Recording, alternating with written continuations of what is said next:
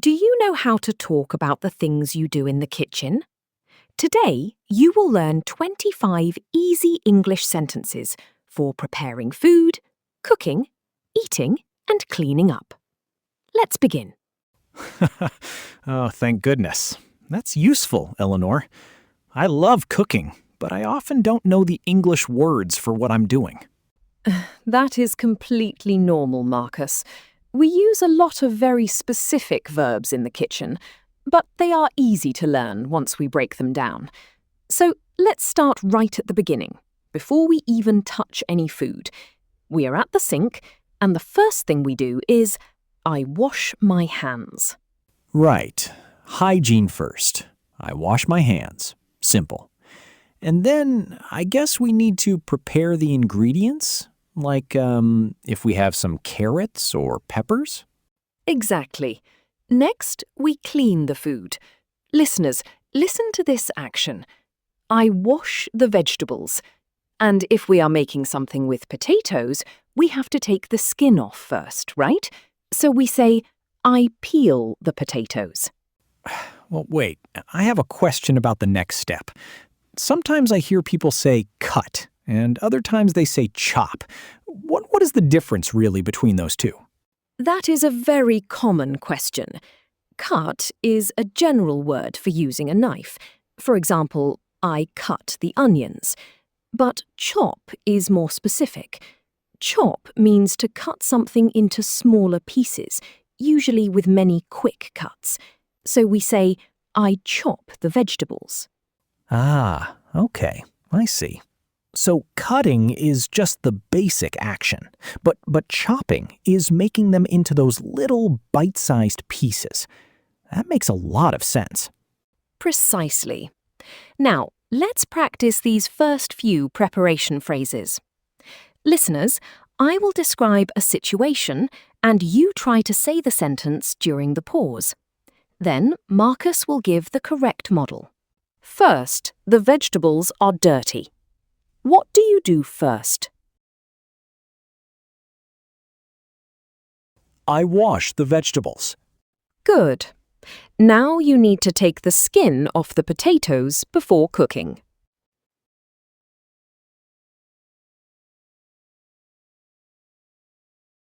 I peel the potatoes. Next, you use a knife on the onions. I cut the onions. And finally, you cut the rest of the vegetables into small, neat pieces. I chop the vegetables. Wonderful. Now, let's move to the stove. To start cooking, we need heat. First, we do this. I turn on the stove. And if we are making pasta or tea, we need hot water. So I boil the water. But wait, Eleanor, do we boil the water before adding the food, or do we put the food in first? Usually, we boil the water first, and then we add the pasta or vegetables. Now, if we are frying something, we need a pan. So first, we do this. I heat the pan. And then we need something to stop the food from sticking. So I add some oil. Right. Heat the pan, then add the oil. And if we have a big pot of liquid, like a soup, we need to keep it moving so it doesn't burn on the bottom. We say, I stir the soup. Yes, stir simply means to move the food around with a spoon. Now, what if we are baking instead of using the stovetop? We use the oven. We say, I put the food in the oven. And while it is cooking, we need to open the door and look at it to make sure it is not burning. We say, I check the food. And then, the best part of all, when it is fully cooked and smells amazing, we say, the food is ready. It certainly is the best part. Let's do our second practice block, focusing on these stove and cooking tasks. Listeners, try to say the sentence during the pause. Then Marcus will model it. First, you need to start the heat on the stove.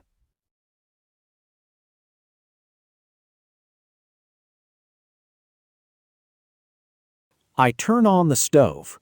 Now, you make the water very hot until it starts bubbling. I boil the water. Next, you move the soup around in the pot with a big spoon. I stir the soup. And finally, the cooking is finished and the meal is prepared.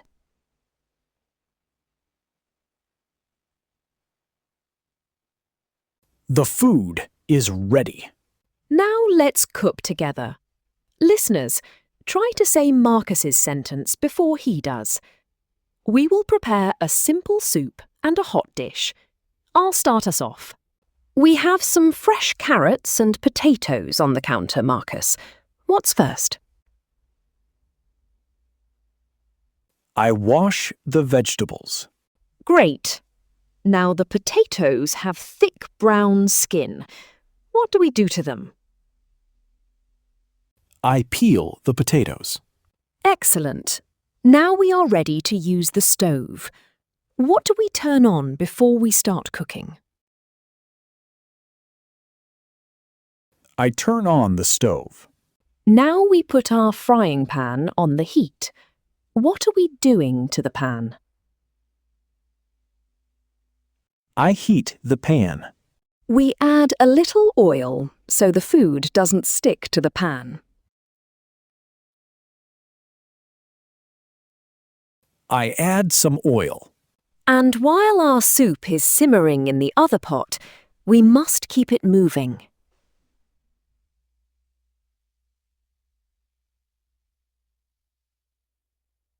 I stir the soup. Imagine dinner is ready. Now we need to move from the kitchen to the dining room.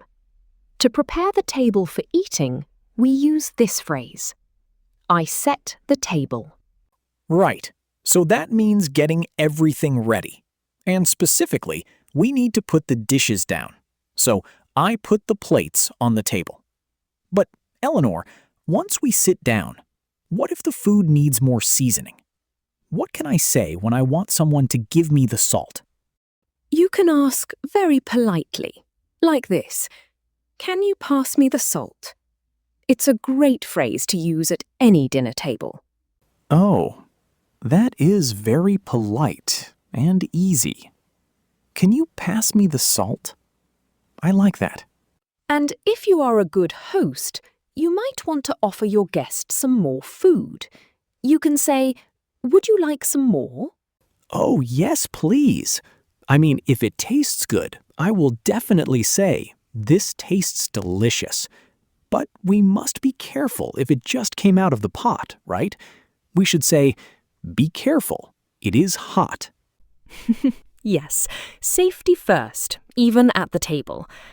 And finally, before we start eating, we say to our guests, enjoy your meal. Let's use these phrases in a real situation. Listeners, we are going to do our second role play.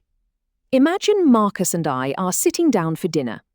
I will prompt you, and you try to say the correct line before Marcus does. Marcus, the food is finished. Let's get the dining room ready. What do you do first? I set the table. And now we need something to eat our food on. What do we put down? I put the plates on the table. The soup is in front of you, but the salt is next to me. What do you ask? Can you pass me the salt? Of course. Here you go.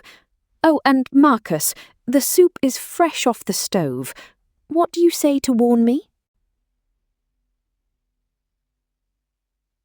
Be careful. It is hot. Thank you. Well, everything is ready. What do we say to each other before we eat? Enjoy your meal. And after you take your first bite, what is your compliment?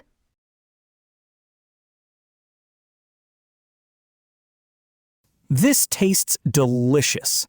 Now we are finished eating. The plates are empty and it is time to tidy up the dining room and kitchen. The worst part of cooking, honestly. But okay, we have to do it. First, we take all the dirty plates and cups off the dining table. We say, I clear the table. Exactly. And once the dishes are in the sink, we wash them with soap and water. I wash the dishes. And after they are clean, we use a towel to dry them. I dry the dishes. See, I actually don't mind drying the dishes, but washing them, not my favorite. But anyway, what about the leftover food that we didn't finish? We shouldn't leave it out. Right. We save it for later. We say, I put the food in the fridge, and once everything is put away, we wipe down the counters and make the whole room look tidy. I clean the kitchen. That makes the whole house feel so much better. Let's do our third practice block, focusing on setting the table and cleaning up. Listeners, try to say the sentence during the pause.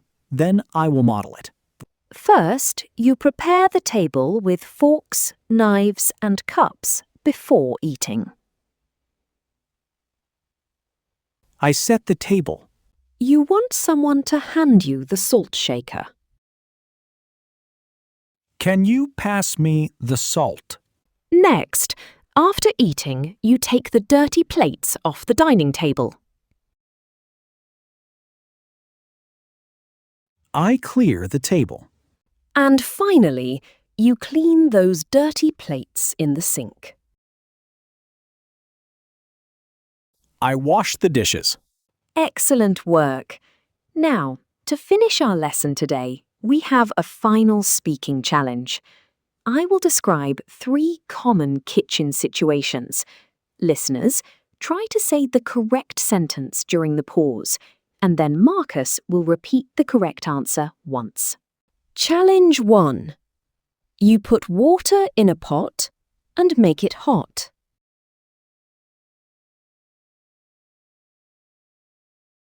I boil the water. Challenge 2. You prepare the table before eating. I set the table. And challenge 3.